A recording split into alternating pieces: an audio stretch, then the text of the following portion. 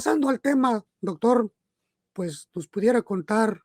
y usted ha estudiado ampliamente sobre la problemática, el conflicto que vive el mundo,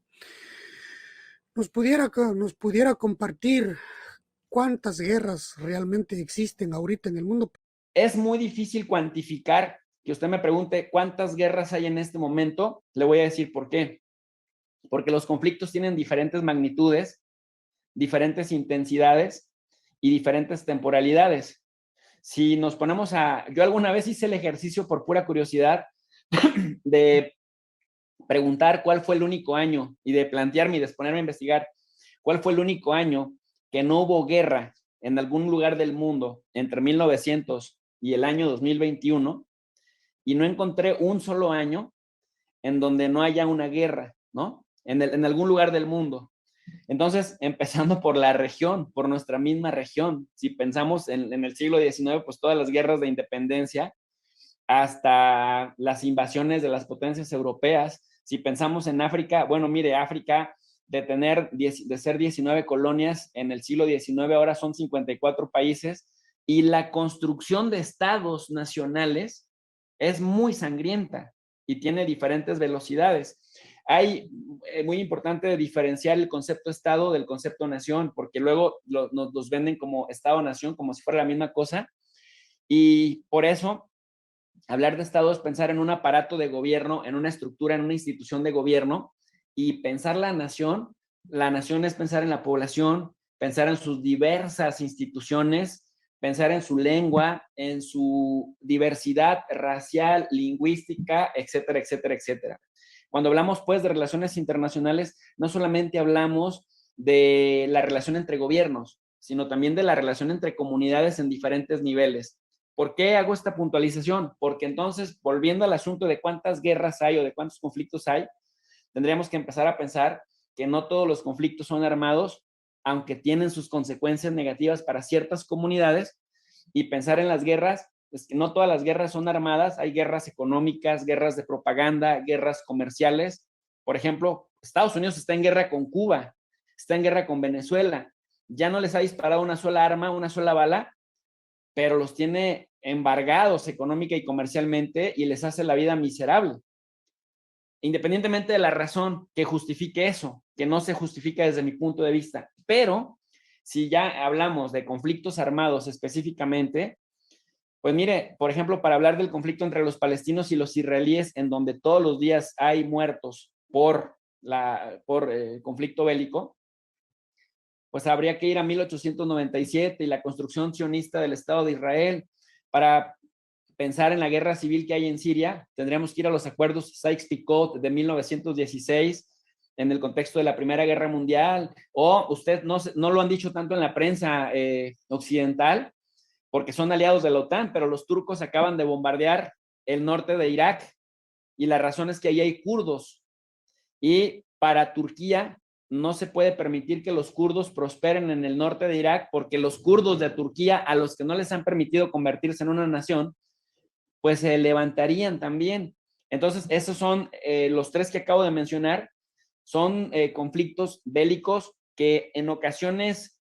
se medio pausan, pero que no terminan, pero que tienen sus explicaciones en hace por lo menos 100 años. O pensar, por ejemplo, en la península de Crimea, ¿no? Que Rusia la ocupó en 2014,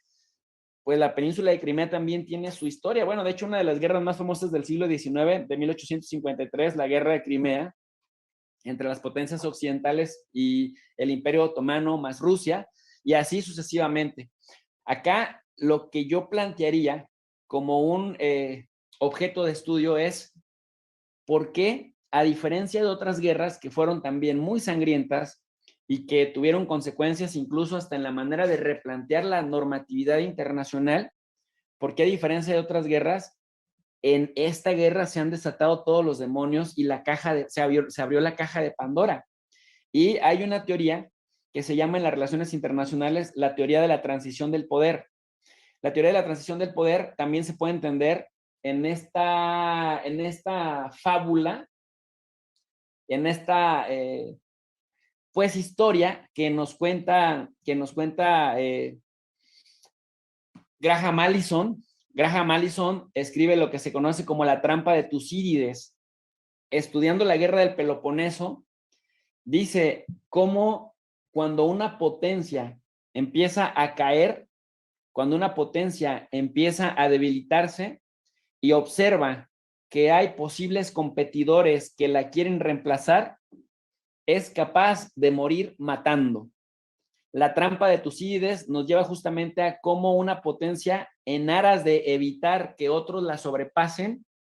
termina atacándoles comercialmente, económicamente, hasta que llega a la guerra. La diferencia en 2022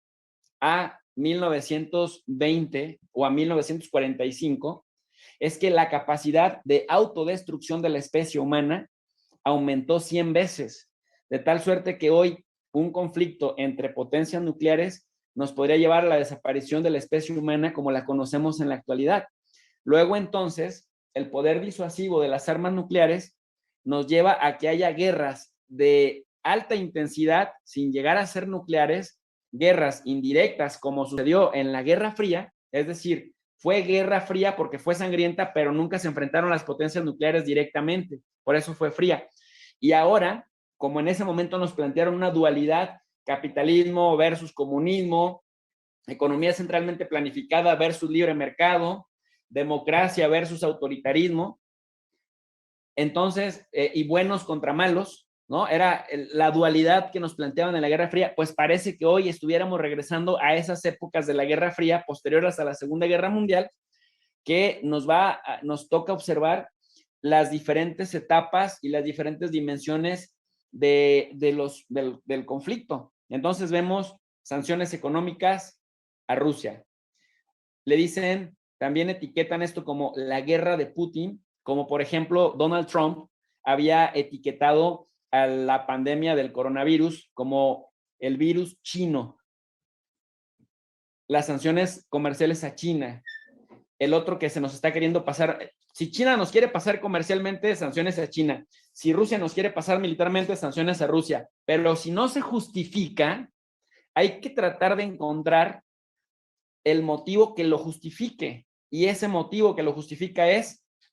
que mira, la guerra de Putin se está llevando a cabo contra un país occidental, europeo, que es Ucrania, y vamos a darle todo nuestro apoyo a Ucrania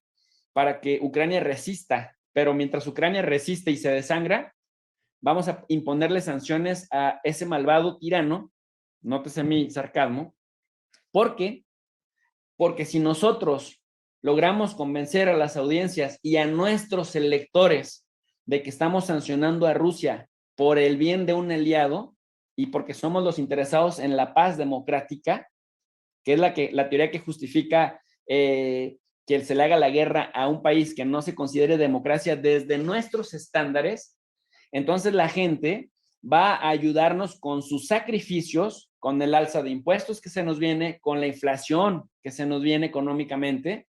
y con los impuestos que no van a llegar a políticas públicas, a políticas de salud, a alumbrado público, a seguridad policial, a seguridad laboral, porque esos recursos los vamos a destinar para el consorcio del armamento, para que a su vez el conflicto se prolongue hasta desangrar al que no podemos sangrar directamente porque nos llevaría a la catástrofe nuclear, pero a desangrarlo paulatinamente para que con las sanciones decida ceder y decida apaciguarse, pero ya no bajo sus condiciones, sino bajo nuestras condiciones. Y esto es lo que estamos viendo en el caso de Ucrania, Rusia, la OTAN y los arrodillados europeos.